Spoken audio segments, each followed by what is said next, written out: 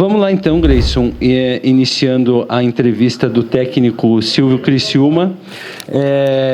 Silvio, boa noite. Queria que você fizesse uma análise da tua estreia no comando do Paraná. E primeiro, queria que você explicasse duas mudanças que chamou a atenção de todo mundo, que foi a saída do Vinícius Guarapuava e também do Krieger, que eram jogadores regulares, né? Regulares aí que vinham atuando e que, né, pegou todo mundo de surpresa a saída desses dois jogadores. E queria que você avaliasse essas alterações e se realmente você acha que fizeram o efeito que você gostaria. Boa noite. Boa noite. Além dessas duas modificações, outras 3 foram feitas, né, realizadas em relação ao último jogo. Eu entendi que precisava de mudança, que a troca seria para um resultado melhor, e na minha opinião ela aconteceu, né? É uma briga sadia por posição. Eu acho que esse é o segredo para que a equipe tenha uma melhora técnica, né? Justamente a disputa pela posição. Nós jogamos contra um adversário muito inteiro, muito confiante na competição. Entrou para o jogo como líder, né? Então tem uma sobra muito grande. Um adversário muito bom na bola parada. Tomamos o máximo cuidado possível. Os treinamentos foram realizados em cima, né, desse item também, e a gente acabou tomando gol de bola parada ainda de uma forma mais infeliz, né, porque controlou a marcação dos zagueiros altos e acabou o gol sendo contra. E aí você jogar com resultado contrário contra um time confiante, um time que se postou atrás, que é entrosado, que vem jogando, a maioria dos atletas aí jogando há 2, 3 anos juntos, é uma situação bem difícil. Na segunda etapa houve uma alternância, né, no sistema. A gente conseguiu se posicionar um pouco mais com a bola no campo de ataque, e logo no início a gente teve uma bola com o Juan, que né, o cabeceio estourou nas pernas do goleiro. Ali era o gol para uma reversão, né, para a conquista de uma vitória. E o time foi persistente, mesmo jogando contra um momento ruim, mesmo jogando contra a falta de vitórias na competição, jogando na zona de rebaixamento, onde os adversários, né, de baixo venceram. Então era muita coisa contrária, e a persistência foi um prêmio, digamos assim, para a conquista do empate no último lance de jogo, né? Antes de sair o gol, eu falei com eles que a gente teria ainda no relógio 2 oportunidades de gol, e infelizmente aconteceu por uma exposição maior, né? O nosso time correu risco, mas faz parte. A gente vai sempre buscar a vitória a todo momento, e só que sair na frente pode ser o diferencial para concretizar a vitória. Saindo atrás está realmente bem pesado, mas são circunstâncias do futebol. Ô Silvio, até em cima disso, né, o Paraná ainda na Série C não conseguiu nenhuma virada, né, o que até corrobora o que você está falando.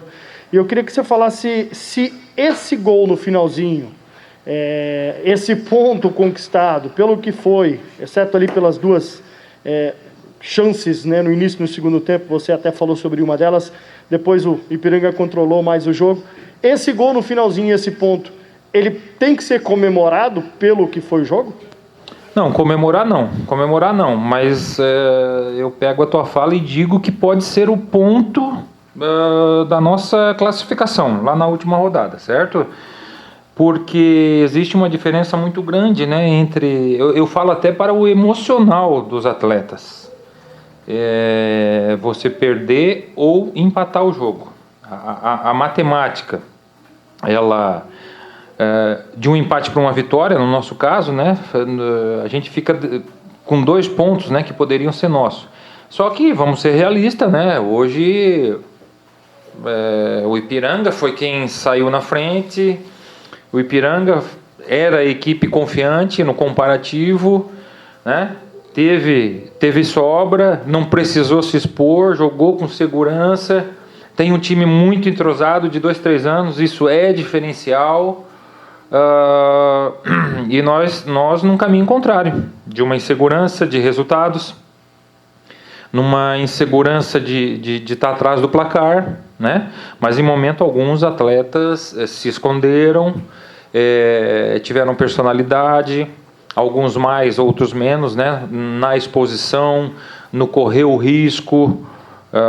E infelizmente a gente não conseguiu esse empate mais cedo, na bola do Juan que eu mencionei, e também na bola do França, que não teve a melhor escolha, né? Ele definiu de primeira uma bola cruzada, sendo que tinha uma opção de atravessar para o Erivan, ou numa condição mais lógica de usar a área como proteção, de dominar essa bola, de driblar o defensor e ter uma chance muito maior de gol, né? Então, se a gente tivesse construído esse empate antes, nós teríamos uma condição maior de vencer.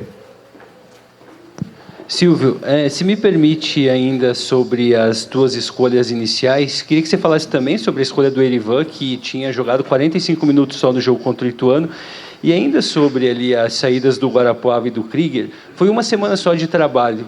Foi baseado nos treinamentos realmente que você fez essas escolhas pelo Rômulo Costa, que pouco tinha jogado também, e também ali no Janderson Maia. O Janderson Maia você também já conhecia. Queria que você falasse mais sobre as mudanças e como foi essa semana de trabalho para você realmente se basear nessas mudanças. As minhas referências, né, para a escolha da equipe que começou o jogo, ela primeiramente dos jogos anteriores, né? O desempenho dos jogos anteriores. Segundo, o último jogo contra o Oeste, que eu assisti presencialmente, né? Estava lá na Arena Barueri, assisti. Terceiro, o desempenho na semana, né? E logicamente que o potencial de cada atleta. Então isso e o andamento da semana, acima de tudo, né? Eu fiz um trabalho começando com o Ticolé e com o Guarapuava e não vi ali naquele dia, né? E como eu fiz, aproveitei muito bem a semana, porém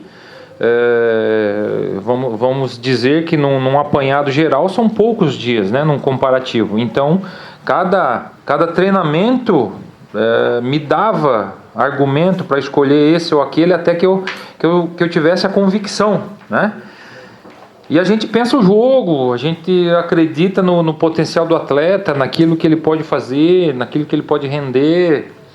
O Rômulo com o Jonathan nos deu uma condição muito interessante para a segunda etapa. Na saída de 3, a gente construiu algumas jogadas enfrentando uma parede, né? A gente conseguiu criar algumas jogadas com a saída dos zagueiros, né? Tivemos nessa condição assim uma segurança, porque são zagueiros de agilidade que pode tranquilamente jogar no mano a mano, né? A gente não teve problema com isso. E enfim, eu cheguei agora, né, a uma semana de treinamento e fiz as minhas escolhas. Logicamente que agora já tenho uma nova situação para o próximo jogo, para 2 jogos fora de casa, e quero tirar o melhor proveito do elenco. O time que começa não é o time que termina, eu estou falando pela minha parte, né? O importante é que todos estejam cientes da responsabilidade, da oportunidade, né, e aproveitar da melhor maneira possível, e logicamente que tudo isso em benefício do Paraná Clube. Ô Silvio, até em cima disso, né? 2 jogos seguidos agora fora de casa. Um é contra um adversário que, pelo menos por hora na tabela, se coloca ali como candidato a brigar a passar para a próxima fase, e outro, por enquanto, se coloca como um confronto direto do Paraná ali contra o rebaixamento. Você acredita que o time vai conseguir evoluir a ponto de passar uma confiança para o torcedor que é possível buscar vitórias fora de casa? Sim, tranquilamente. A possibilidade de vitória, agora nesse momento de pandemia, onde não tem torcida, tanto é que tem acontecido muitos empates, justamente, né, por esses fatores. as equipes estão perdendo a sua força dentro de casa, né? E logicamente que o jogo fica muito aberto. Então a gente, pensando jogo a jogo, logicamente, né? Nós vamos enfrentar um Botafogo, né? Que é forte, que está aí na quinta colocação, quinta colocação, mas que tomou 4-0 do São José, né? Depois fez 2 gols, tomou 4-0. Nós temos as nossas chances plenas de vitória num confronto bem aberto. Não passa pela cabeça do Argel, do Botafogo como equipe pensar na possibilidade de um empate, né? É um time que vai se expor, que vai agredir, que vai oferecer espaços. E aí eu acredito muito na nossa equipe, né, de um comportamento diferente. Eu acho que esse fator casa e fora tá muito igual. Nós temos que buscar as nossas vitórias, né, sempre na próxima rodada. Então, o alvo, logicamente, que é o Botafogo. Pensar, né, nos adversários que estão mais próximos da gente, logicamente, e que estão no alcance, né, mesmo com um empate que não foi nunca o melhor resultado para nós hoje, a condição de uma posição acima ela está no alcance. Então vamos pensar no Botafogo única e exclusivamente. Silvio, ainda você comentou ali, né, sobre a mudança de postura no segundo tempo, e o Paraná foi até mais ofensivo depois que você fez as mudanças, mas a primeira mudança veio somente ali perto dos 30 minutos. Queria que você falasse, né, o porquê também dessa demora até, né, ou essa mudança de postura para o segundo tempo estava te agradando, por isso que você demorou um pouquinho mais para mexer. Não, agradar não é a palavra, né? Mas é um crédito para o time que foi treinado e que eu confiei para fazer a maior parte do jogo, né? Então, eu acho que todo treinador tem a vontade de deixar os seus 11 jogar o maior tempo possível, mas não é o caso, né? Volto para o raciocínio. A primeira etapa foi muito difícil, né? Pelo gol tomado principalmente. Então ficou muito bloqueado e eu poderia tranquilamente voltar com 2 substituições, mas não quis fazer dessa forma, né? E até os 25, que eu acho que foi o momento das substituições, se eu não me engano, 25 minutos ou 23 por aí, a gente teve um bom desempenho, certo? Tanto é que a gente criou com o Juan e criou com o França, contra uma equipe muito forte defensivamente. Então a equipe do segundo tempo ali, ela estava merecendo permanecer em campo. Logicamente que daí tem desgaste, tem questão de mudança de características de atleta, entendeu? Até acho que quando fez as 2 primeiras substituições, a gente demorou um pouquinho para encaixar, né? Depois, com as outras 2, a gente conseguiu ter um pouquinho de mais clareza com a bola. Faltou ainda, né, criar mais oportunidades. Para ganhar jogo, a gente precisa criar mais oportunidades que o adversário e ser efetivo acima de tudo, né? Então, e a exposição foi natural, o risco, no futebol a gente corre risco, né? Abrir mão, entrei com 2 volantes, abrir mão de um volante, terminamos aquela parte final ali com o Silas e o Ceni como 2 meias, né? Com o Juan espetado, com o Eberê de um lado, com o Ticolé do outro.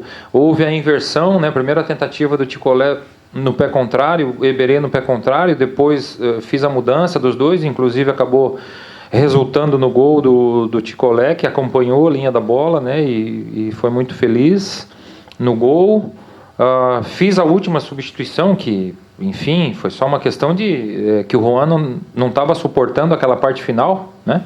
Não teria uma outra substituição para fazer, porque ofensivamente foi totalmente alterado, né? Talvez o Silas, né, que estava, mas o Silas era um atleta muito lúcido, de um diferencial, de tocar na bola, de procurar jogo. Então essa é a minha linha de raciocínio aí sobre as substituições. Ô, Silvio, você já tem algum posicionamento por parte do departamento médico com relação à situação do Gabriel Pires? E aí eu já emendo com relação aos 3 meias, né? Que chegaram já há alguns dias, mas que ainda não estiveram em condições para o jogo de hoje. Se você já espera contar com eles para o jogo de sábado? Não tem condição. Os atletas chegaram com algum tempo que não estavam atuando, né? Então é um jogo muito forte contra o Botafogo. A gente precisa dos atletas nas melhores condições possíveis.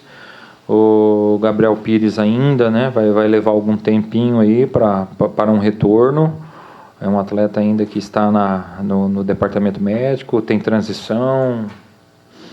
E é um momento que a gente precisa dos atletas na melhor condição possível, né? E tomara que o quanto antes possível esses atletas estejam à disposição para que a gente tenha mais alternativas ofensivas acima de tudo, né? Os atletas que chegaram agora, o Gabriel Correia, o Araújo e o Andrei, né, que são da função, tem potencial, já deu para perceber nos trabalhos, mas precisa de um equilíbrio físico para que eles consigam produzir o melhor possível para a equipe. Silvio, o Paraná agora tem 2 jogos fora de casa, né, contra o Botafogo de Ribeirão Preto e também contra a equipe do Figueirense, e ainda tem mais 4 jogos em casa. Em toda a temporada, obviamente você não estava aqui antes, o Paraná tem 2 vitórias. A gente está no mês de agosto e o Paraná, na Vila Capanema, ele tem 2 vitórias durante todo esse ano. Principalmente em casa, vai ser um fator diferencial, e o que fazer para mudar, principalmente essa postura para o Paraná, mesmo sem poder contar com a torcida, criar uma identidade jogando na Vila Capanema para fazer valer o fator casa, para conseguir pelo menos permanecer na Série C. O fator casa, como eu falei numa colocação anterior, ele perdeu a sua força, né? Eu não estou falando do Paraná exclusivamente, estou falando do futebol em geral no momento pandêmico, né? Então nós vamos viver jogo a jogo.